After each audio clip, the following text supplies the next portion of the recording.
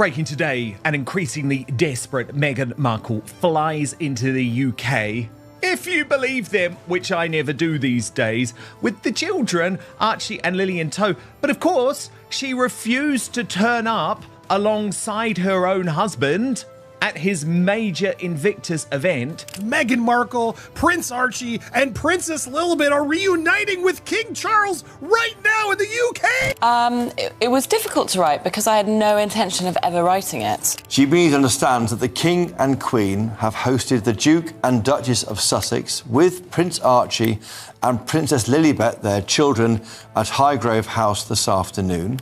It's, to me, a seminal moment. It's the moment where Harry will have to realise that he's even lost the Invictus Games crowd. They were his loyalists. A room full of wounded veterans, men and women who lost arms, legs, and friends. And Prince Harry stood in front of them and cracked a joke about going bald. Nobody laughed. Not one person. He's in a room with his biggest supporters. They didn't even laugh. I think this is going to be the wake-up moment for Prince Harry, actually. I mean, if anything tells you you've lost the room, it's that. When your biggest supporters are no longer by your side. I mean, he stuck to the speech. I was actually furious by the end of it. I'm not going to play you any more other than this last bit, because he still believes that it's his place to lecture the world. Now ask yourself, if you'd given years of your life to your country, would you have laughed either? Because that silence isn't even the real story. The real story is a single financial filing that finally shows where the Invictus money went. She heard nothing when he tried to make that joke. And I think Harry, he's in a position now where he has to address a lot of the ills of his life. How can he even try to move on in this moment that is supposed to be his everything when there is so much looming around everything, around his security, his wife, his father? And it's worse than anyone guessed. Let me take you into that room because you have to feel it to understand what came next. This was supposed to be Harry's moment, the one-year countdown to the Invictus Games, coming home to Britain, cameras rolling, music, his people around him, the kind of crowd that has always clapped for him no matter what. This might even be canceled if he can't get the money raised for the Invictus. You know, this is why he is here, you know, but he hasn't been able to. I mean, I think it was like £26,000 that still needs to be raised within this next year. So Harry's got a lot going on and he's not helping to make it better. So this is the problem that he is faced with. And he leaned into the microphone and joked about how some of them had lost a bit more of their hair since the early days. A little gag about getting older, about going bald, and the room just sat there. I promise you it got worse. You might not believe me, it got worse because he knows that we're all talking about his alarming baldness, right? He knows. And so he thought, because this is what the old Harry would have done, I'll try and pretend to make a joke about it and everyone will laugh with me. Oh God, it went wrong. Look. What has struck me walking around the arena today is just how many faces I recognize from those different groups that were part of the original journey back in 2014. Some of us have lost more of our hair. Some of us look younger than we did before. Some of us look older. He even paused. He left the little gap where the laugh is supposed to go, and it never came. You could hear it. Or music. Rather, you could hear nothing, which on a stage is the loudest sound there is.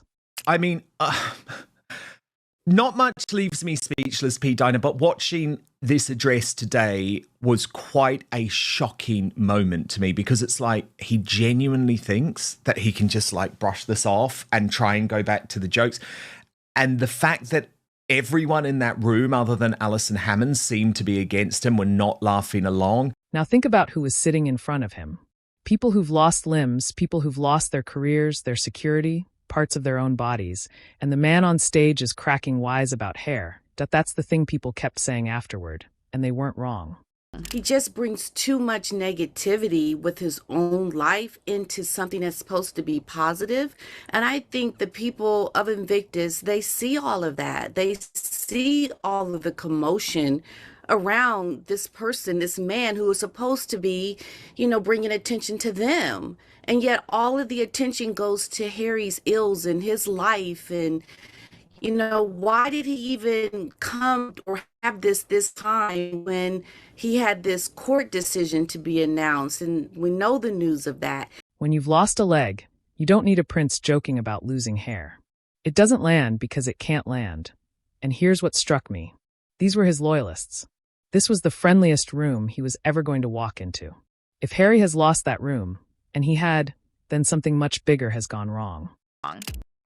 It's, to me, a seminal moment. It's the moment where Harry will have to realize that he's even lost the Invictus Games crowd. They were his loyalists. But am I reading it wrong? Did you see anything else going on there, P. Dinah? He's in a position now where he has to address a lot of the ills of his life. How can he even try to move on? Because a joke falling flat is embarrassing. But a joke falling flat in front of the people who are supposed to love you no matter what. Music that tells you the ground has shifted under his feet. And it had, because everything about this week was collapsing at exactly the same time.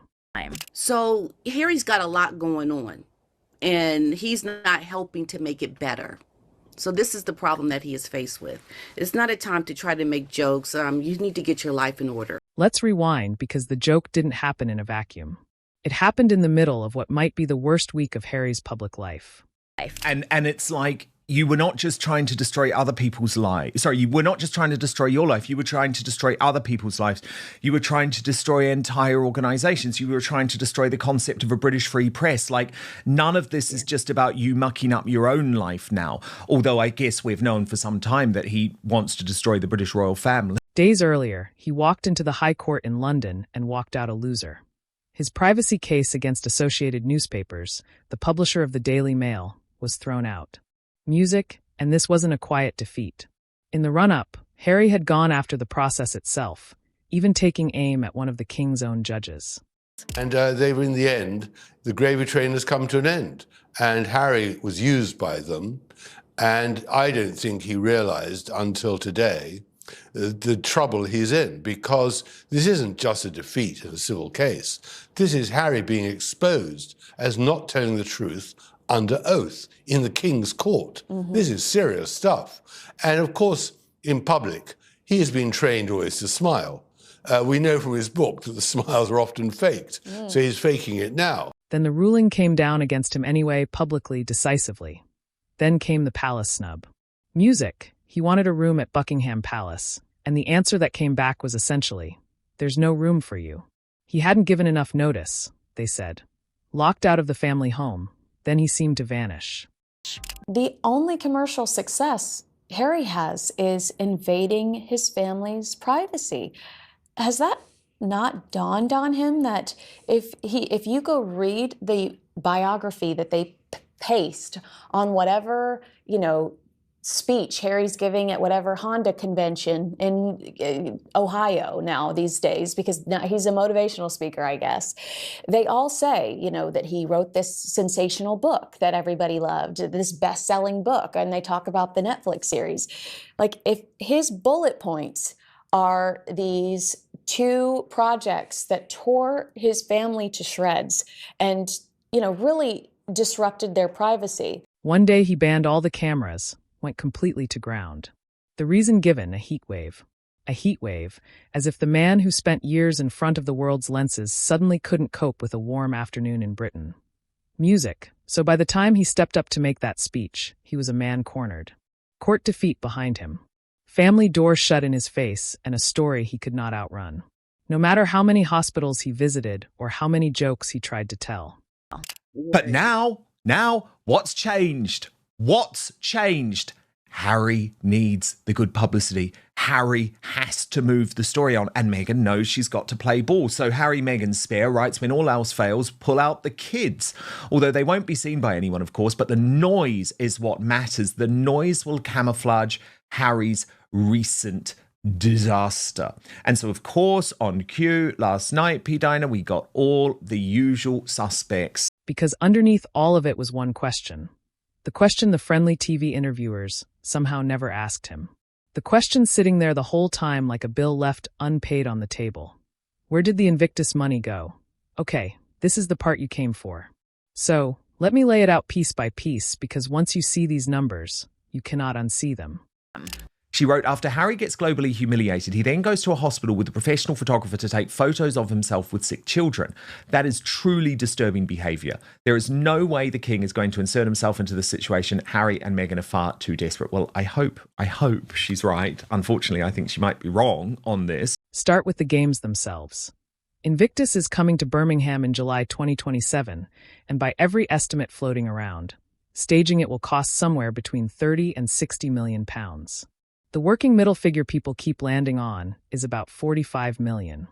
The Invictus Games Foundation, the British charity at the centre of the operation, recently filed its 2024 annual accounts with the UK Charity Commission after a 2-year grace period. The numbers, Paula reports, raised red flags. In 2024, the foundation cut its direct grants to veteran organisations by 63%, from £534,973 to just £200,328. The same year, that foundation income rose 41%, a new 6-figure executive role was added, and cash reserves grew to 2.3 million. Now, here's the gut punch. Music, with just over a year to go, how much have they actually raised from private sponsors? Music, around £4 million from just 11 companies, $4 million against a bill that could hit 45. You do that math and it doesn't add up. It screams, and it got worse. Boeing, a major backer, a company that had announced a long-term partnership with Invictus, walked away. Music gone. Then Australia's government pulled a $9 million commitment, and the organization said they found out minutes before it went public. Blindsided. But I do think that people are starting to cotton on. Again, when we look at the numbers of corporate sponsors lining up for Birmingham, there really aren't that many, and we don't know who they are. Only 11. Now, Boeing has, I believe, cut ties. I am doing that story for News Nation. It'll come out later today about how Boeing was the huge sponsor. The contract has ended, and they are not re-signing. So Harry has to go to Birmingham this summer. He has to drum up some sort of business, because at this point, it's just embarrassing. And then the vice chair of the Birmingham board, one of the most respected names on it, resigned. No explanation given. Sponsors fleeing, governments pulling out, board members walking. That alone would be a crisis. According to tax returns on file, the public picked up half the tab for Vancouver, with the Canadian federal government contributing $15 million through the Veterans Affairs Canada, and the province of British Columbia contributing another $15 million through its Ministry of Tourism, Arts and Sport. The remaining funds came from approximately 40 corporate partners and about $2.6 million in individual donations. Crucially, that public money didn't flow directly to the Games. It was routed through the Vancouver Whistler Games Corporation. But here is the number that actually answers your question, and it comes from the charity's own accounts filed with the UK Charity Commission. Not a rumor, not a tabloid, their own paperwork. In a single year, the Invictus Games Foundation cut its direct grants to veterans organizations by 63%. 63. It went from more than £500,000 down to about 200,000. Music, let that sink in for a second. This is a charity built for wounded soldiers, and it cut what it gives those soldiers by nearly 2/3. Boeing and ATCO as co-presenting sponsors, and over 44 corporate partners. So basically, the British taxpayers are footing the bill because no corporates in the United Kingdom want to be involved with Prince Harry, as Dr. Sophie Chandoka of Centre Bali had previously made clear to him. Paula goes on, meanwhile, as I reported last month, the organisation is in a bit of disarray, and qualified candidates were refusing job offers with the Birmingham organising team after learning it was Invictus, citing the organisation's reputation. Now, in that same year, the year they slashed what went out to veterans, the foundation's income actually rose by 41%. Its cash reserves ballooned. Music, it created a brand new 6-figure executive role. Its legal fees tripled from $45,000 to $150,000. Music, with no explanation on the page.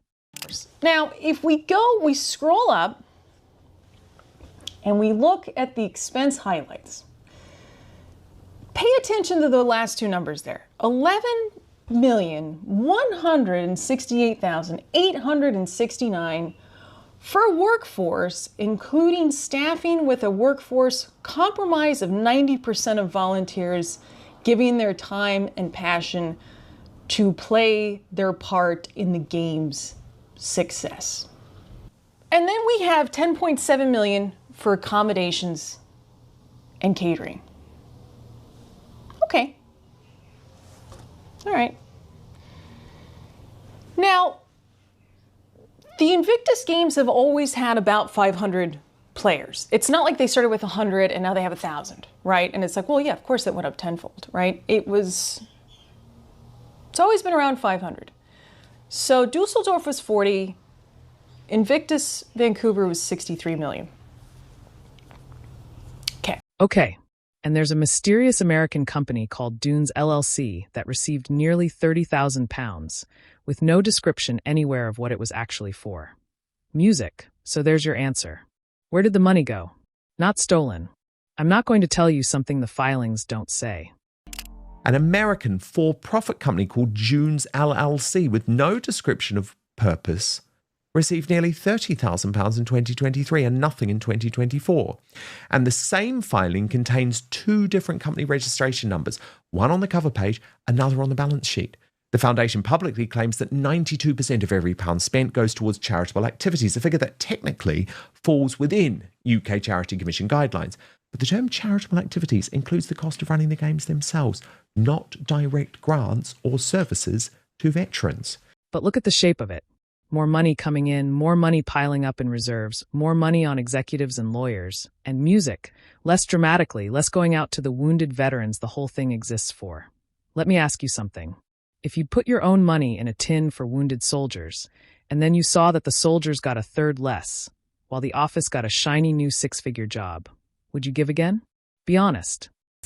They're trying to work it so that the PR, like what he said about Meghan not coming because of the security, they're saying that as a dig, like they're just using this to manipulate everything that they're doing to make it seem like, well, we didn't get what we wanted, so she's not going to be here now. And it's like they're trying to manipulate these stories to look like, they're doing what they're supposed to be doing. And it's just Harry and Meghan just trying to make these stories elevate them, but they're really behind the scenes manipulating things to take digs at the royals, to take digs at their circumstances. It's not really them trying to show up and then compare it to the wider picture. The last games in Vancouver cost around $63 million. That works out to roughly $118,000 per competitor. Meanwhile, the American Warrior Games, the event that inspired Invictus in the first place, runs on about $2 million a year, total .118000 per athlete on one side. The most recent games held in Vancouver and Whistler in February 2025 brought together 543 wounded military veterans from 23 countries. The total cost, 63.2 million Canadian, or approximately $118,352 per competitor. For comparison, the US Warrior Games, a similar competition for wounded American service members, runs on roughly $2 million a year. Germany's Invictus-style competition costs about $200,000 and involves half as many participants. On the other, veterans whose grants got cut by 2/3. And one very simple question nobody at that foundation seems willing to answer out loud. How does a charity for wounded soldiers take in more money and hand the soldiers less? Music. That's the silence Harry can't joke his way out of. And watch what happened the moment that question got loud. So I think the public interest is waning. And also in this time of economic disparity, people really want to know where their money is going to. And there are lots of other places that actually support veterans, may give them prosthetics if they need, may build a wheelchair ramp at their home, which is necessary, may do things that really help people as opposed to helping Harry's ego. Because right on cue, right as the money story was catching fire, the headlines suddenly changed up Meghan's coming to the UK, and she's bringing the children. Think about the timing. Not a word for days. She's not coming. The kids aren't coming. It's too dangerous. There's no security. And then the exact moment Harry needs the subject changed, the story flips. Suddenly, it's Archie and Lily. A possible reunion. Grandchildren, music. Tea with the king that there's an old rule in public relations, and it's a brutal one. Royal re-entry has happened. It is being confirmed. Prince Archie, Princess Lilibet and Meghan are reuniting with their grandfather, King Charles, for the first time in 4 years. People's reporting. The long-awaited reunion with their grandfather. The Buckingham Palace confirmed on Friday, today, that King Charles and Queen Camilla hosted Prince Harry and Meghan Markle and the couple's 2 children this afternoon. The reunion took place at Highgrove House, the monarch's private country residence in Gloucestershire, England. No images are expected to be released from the reunion, and no further details will be provided, as it was a private family meeting. Pull out the music, kids. Because it doesn't matter if the public ever actually sees them. It only matters that everyone starts talking about them instead of the thing you're running from. And music, it worked. Overnight, the conversation moved off the court loss, off the dead silent room, off the 63%, and onto a family reunion that days earlier everyone swore could never happen. Except it did happen. And how it happened is where this gets genuinely strange. But Lauren, the insider, commenting on the mainstream media coverage, specifically in The Sun, wrote the top story should be this: Prince Harry slipped a white pill into a trainee journalist's mouth during the 2011 shooting weekend. Not one mention of it in today's top breaking news. That story ran earlier and has now conveniently slipped down the ranks. Matt Wilkinson, the journalist, works closely with the palace. He's left with many stories whereby the strong lines have been softened, as we say in the industry. Big Cheese boss of The Sun, Victoria Newton, has a close working relationship with King Charles. Here's what we now know. The king and queen hosted Harry, Meghan, and both children at Highgrove, Charles's private home in Gloucester. And this was no small thing. It was the first time King Charles had met his granddaughter and grandson from Harry's side in nearly 4 years. Not since the late Queen's Platinum Jubilee back in 2022. This is the first time that the king has actually met his granddaughter and grandson from Prince Harry's side of the family since the late Queen's Platinum Jubilee all the way back in June 2022. And if you were to ask me on Monday afternoon whether I thought this meeting would take place, I would have told you absolutely no chance. And then by Tuesday, when the king had publicly attacked one of the King's Council judges following that High Court judgment, in this case against the Mail, I would have thought absolutely not again, because it would have put the king in quite a constitutionally difficult position. Nonetheless, the king has privately hosted the Duke and Duchess of Sussex. He's flown in with the 2 children from their holiday home in Europe, we believe, to Highgrove House in Gloucestershire, the king's private house in Highgrove in Gloucestershire, with the Queen present as well. Now sit with music. The timing, because it's almost unbelievable. Days before this tea, Harry had publicly gone after one of the king's own judges after losing his court case. Days before the palace supposedly had no room for him. And then a quiet private family gathering at the king's country house with the grandchildren he'd been kept from for years. Music, and here's the detail that tells you the most. The information about this meeting didn't come from Harry's camp. It came from palace sources, from inside Buckingham Palace. That's significant. That's the king's people choosing to put it out there. So this is interesting because it's like, clearly, was that part of the deal where the king's like, okay, we're going to let it out know that you were here. You were here, but we're going to make it clear it was private. There are no images and no more is to come from it. And therefore, if anything else comes from it, they'll be able to point it to Harry, is how this sort of feels like. People understands Meghan and the children flew in from their vacation in Europe for the reunion. It marked the first in-person meeting for Prince Archie and Prince Lilibet, their grandfather, in 4 years. Archie and Lily are being raised in Montecito, as we know, blah, blah, blah, blah, blah. They haven't been in any events. They've been vacationing with their children in Europe. And Harry's been making this whole stink. Will he come back? Will he not come back? Will he come back? Will Meghan come back? Is there enough security? Wah, wah, wah. Well, this is also the countdown to 1 year to the Invictus Games, which everybody's lost track of. Nobody's talking about that. They're all talking about Harry's big loss in the UK, as well as the fact that he's not actually bringing the family. That Charles was willing to open his door on the king's terms. Point one account of how it came together goes like this. Late on a Thursday night, a message got through that Harry was falling apart. That this brutal week had broken something in him, and that he just needed this. And whatever you think of that, it worked. The tea happened, but notice who was careful. The king was reportedly never left alone in that room. The queen stayed by his side the entire time, because these are not people who trust easily anymore. Not after everything that's been said and written. I just had to say, very simply in this piece, for a moment in time, I wound up in this royal world, in their friendship circle, and and I kept some of those secrets. I mean, this was pertinent to the case, wasn't it? Because he was sort of claiming he didn't really know you, and how was information getting out? So that's why it was relevant to sort of show that you had actually known him and swapped numbers and what have you. Yes, because Harry's case was based on the fact that his circle wasn't leaky, and he had this watertight circle. And I remember, because I was with him. I was with that lot in the late 2000s and early 2010. And notice who wasn't there at all. Prince William, the heir. He wanted nothing to do with it.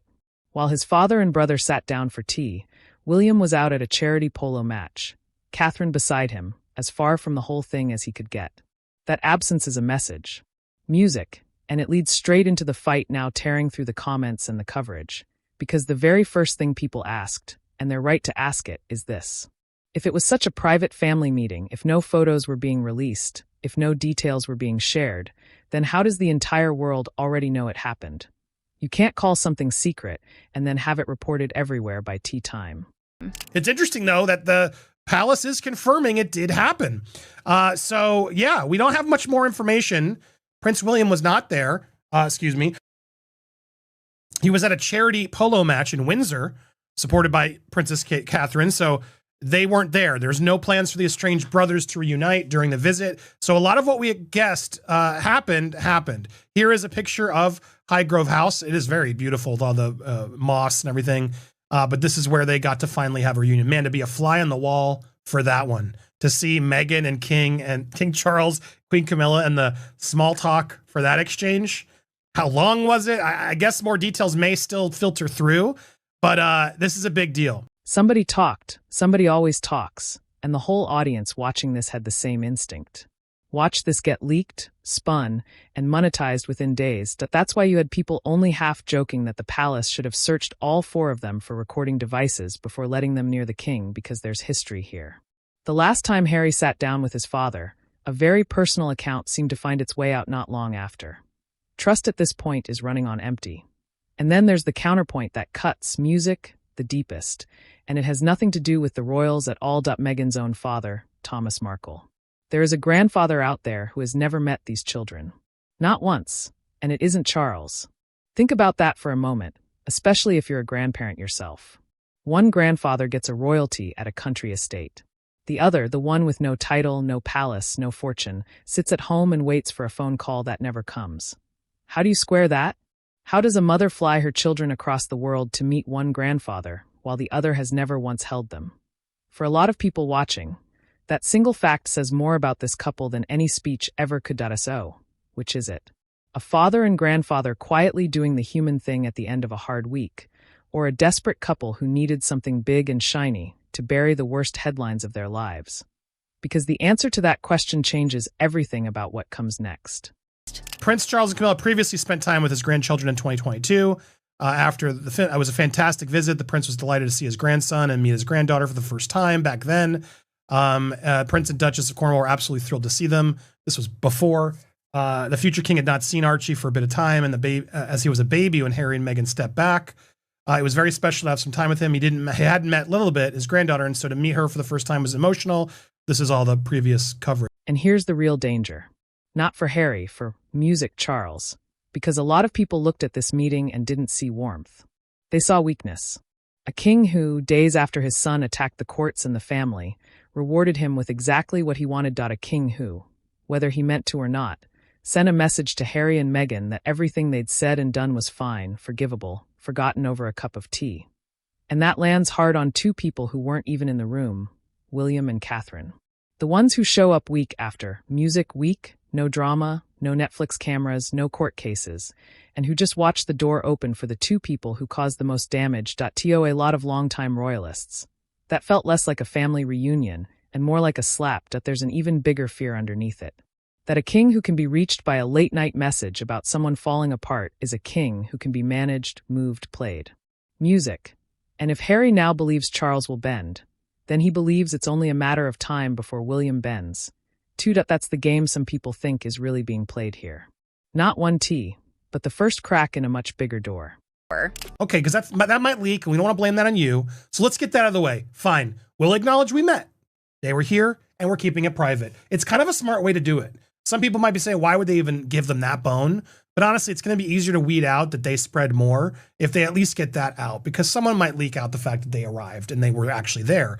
And rather than wonder, was that Harry who did it or somebody else? Now they got that out of the way, and now they can really find out our more specifics. So Charles may have thought he was being a father, but he may have just handed his youngest son the one thing money couldn't buy this week. A way back in. The man who built the Invictus Games to lift up the wounded now can't answer the simplest question about music, them. Where did their money go? And the silence in that room might turn out to be the loudest thing he ever did. So, I'll put it to you. Was Charles being a father or a fool? Tell me in the comments because I read them. And when you're done, tap one of the 2 videos on your screen right now because they take this story even deeper. Let's keep going.